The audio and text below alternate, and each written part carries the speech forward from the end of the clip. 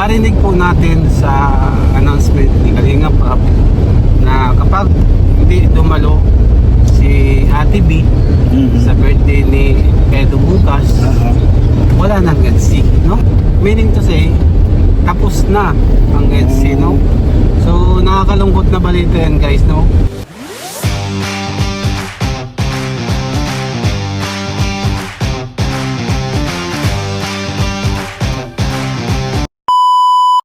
So ayan po, welcome back po sa aking channel. This is me, Kalinga Beshi. And yun, kasama ko ulit si Tiny Red Money and Kustaras and Sir Olives. Ayan. And syempre po, kung bago lang kayo sa aking YouTube channel, please subscribe po. And huwag niyo po kalimutan i-hit ang notification bell button para lagi po kayong updated sa aking mga bagong upload na video. And yun, katatapos lang ng manood na nakinig, narinig pala. Hindi nanood. Napanood ko sa radyo. Napanood namin sa radyo.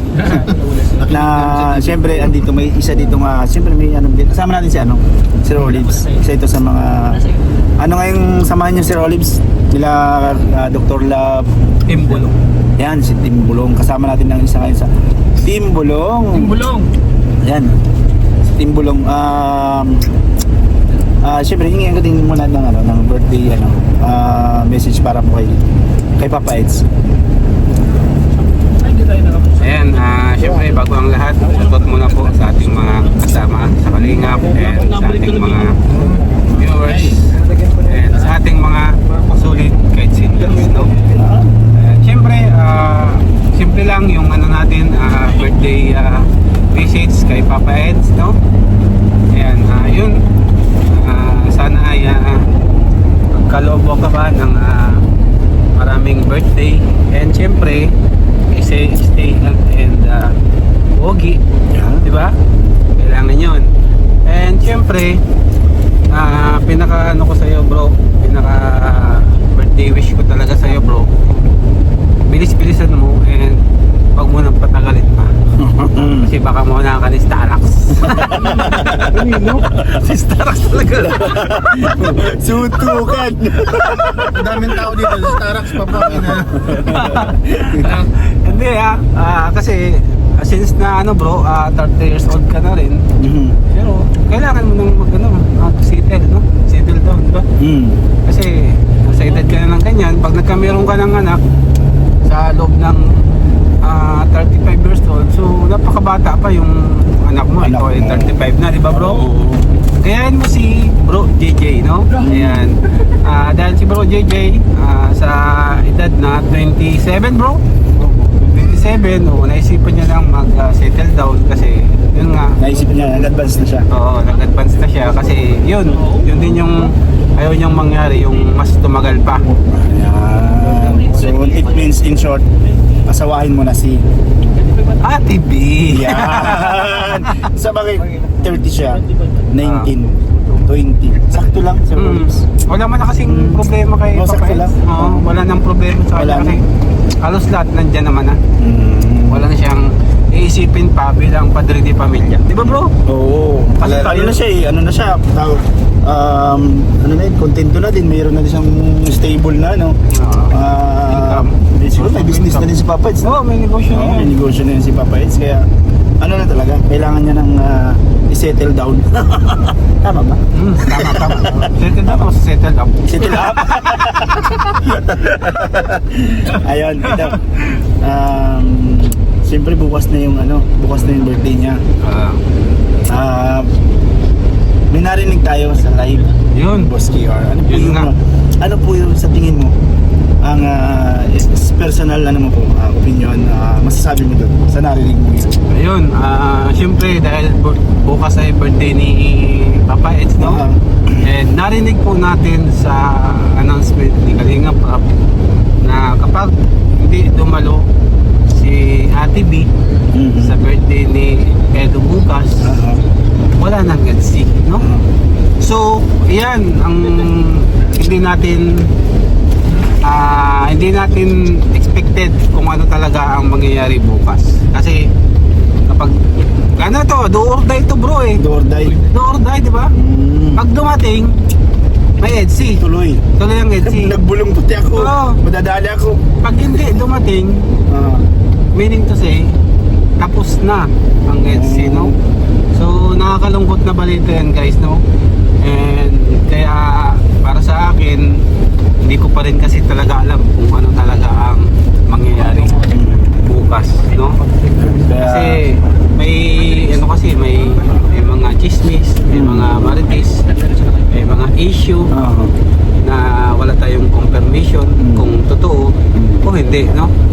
Ayan. So ang masasabi ko lang, yung EDSA, sana ay matuloy pa. Tuloy-tuloy. Yes, matuloy pa, and mas maganda kung magtuluyan na.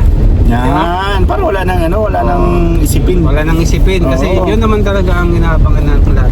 Ang lahat guys na mga taga-suporta ng EDSA. And syempre ako bilang isang supporters ng EDSA, masaya ako na magkatuluyan sila kasi kinikilig din tayo sa EDSA guys eh. Alam niya ni Kuya JJ kasi nga sa sobrang kilig ni Kuya JJ, Inunahan. si Ate Kakay napakasalan, no? Yan. So ganon, dapat ganon. Matapang, ano Kuya JJ? Matapang. Tapos Kuya JJ guys eh. Sunod natin siyempre thank you Sir Olives. Ayun, sige, may Sige. dagdag ka pa. Sige. Ayan lang bro, mga ka-Edsinyans, abangan po natin bukas kung anong update. Pero since galing kami doon, may narinig akong bulong, Yun, matinding bulong yun. abangan nyo sa live ko mamaya. Ayun! Diba sa live ni mamaya. Sabi kay, dumako tayo kay JJ kasi to eh. Thank you bro, love you. Ngayon bro, anong masasabi mo dun sa narating natin eh? Tama nyo sa akin ko, kay Kalinga Pag.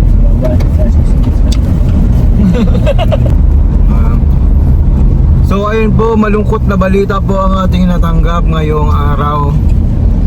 Abangan nyo po sa channel ko, upload ko. Joke lang. Grabe po mga kalingap, ang balita po na natanggap po namin ngayon lang, literal. Ano po, live ni Kalingap Prab, nakakalungkot yun. Tinding bulong yan. Tinding bulong.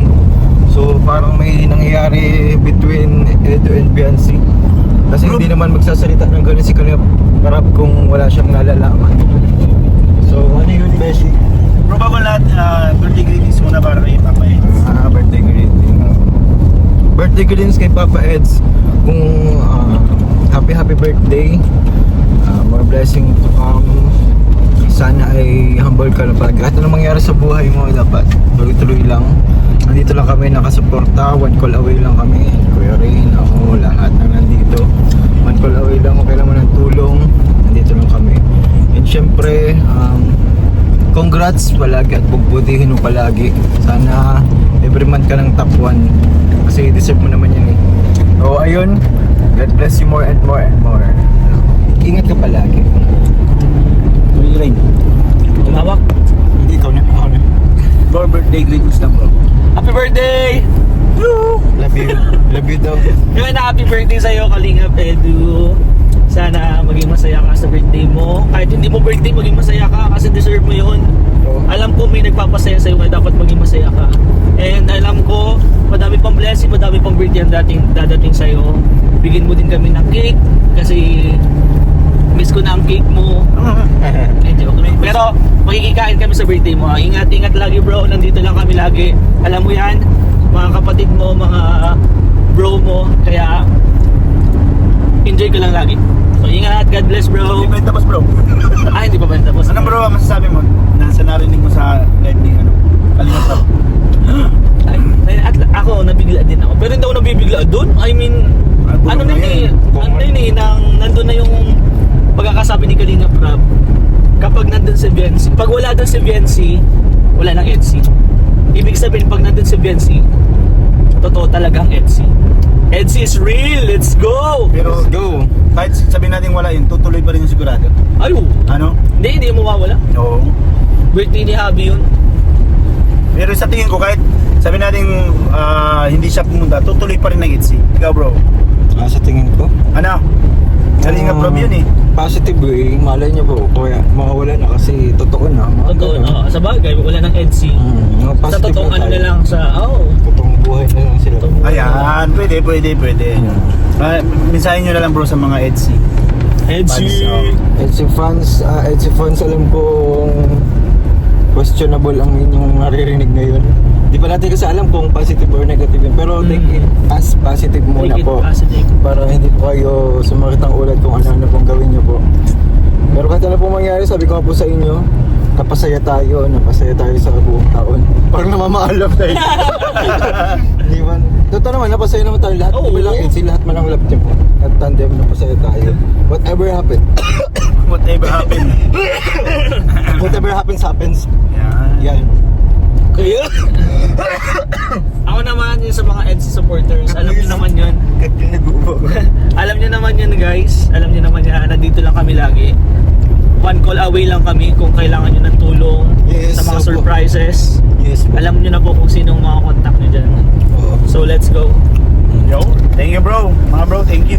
So, ingat po kayo mga EDC and Ano yun keep bro? marathoning. Ano yun bro? Siyempre, alam mo na yun bro. Wala bro, wala man sabi bro, grabe talaga bro. Yung ano talaga bro, hindi ako ano yung bro eh. Wala. Ayan bro, birthday message din siyempre kay Papa Edu. Yo. Papa Eds. Happy birthday. Nabuta ko. Mabuti. Happy birthday, Papa Eds, Kalingap Edu. Sana huwag kang magbabago pa. Gano'n kakabuti ngayon. Sana sa mga hinaharap ay ganun ka pa rin kabait. Lalo na sa mga tinutulungan mo. Siyempre. Sana mas marami ka pang matulungan. Shoutout bro. Shoutout. Sana marami ka pang matulungan at marami pang blessing dumating sa'yo. Siyempre, ingatan mo rin yung sarili mo. Yung kalusugan mo. Mag-ingat parate. Happy birthday, bro. Thank you bro. At yun lang bro.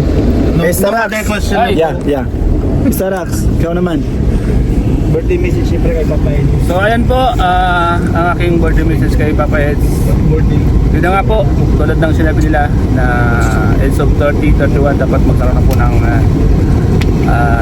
pagpapakasal na si Eds. Siyempre kay Bibi Beyonce. So yun po, abangan po natin more birthdays to come Eds. And stay humble, stay good health. Yun po, sana hanggang magbabago. Marami kang matulungan pa at matupad mo lahat ang pangarap mo, makabuo ng isang magandang pamilya kasama si Beyonce. Alam ko isang buti lang. So yan mo sa Eds, happy birthday sa iyo. Salamat sa pagiging napakamabuting kaibigan at tulungin sa, lalo hindi lang sa mga beneficiary pati sa amin Eds. Maraming salamat sa iyo at nandiyan ka pag may mga nangangailangan kami. Madali kang lapitan. Happy birthday Eds. Ito parati. God bless. Ayun, thank you so much po Starax. And syempre ako din, mag-birthday. Message din ako sa iyo. Happy birthday po Papa Ed. Sana sa soon makasama din ako sa channel mo, charity mo. So matagal na din kitang hinahantin eh. Hindi ka tayo nakakasabay. At yun, sa gym lang pala. Sa gym lang kami nagkakatagpuan ni Papa Ed. So ayun, stay humble ka lang. Kung ano ka dati nung nakilala ka sa Kalingap, siyempre yun pa rin. And more blessings sa'yo na darating pa. Yun. Kaya siyempre, huwag mo nang pakawalaan kung maging dapat mo pakawalaan. Di ba sir? Yes, huwag mo nang pakawalan kasi baka yan naman nakawala pa. Oo. Hawakan mo Wala na. yan, may tali. Babalik yan. Yan. Ayun po. Salamat po sa inyo lahat sa nagtapos ng aking video. Yo, let's go. Thank you po. Bye-bye. Back again. It's kind of funny that the more we pass time, the more we need to set the rewind. And 19 was the year I had to leave you, but now I'm seeing all the signs. Is this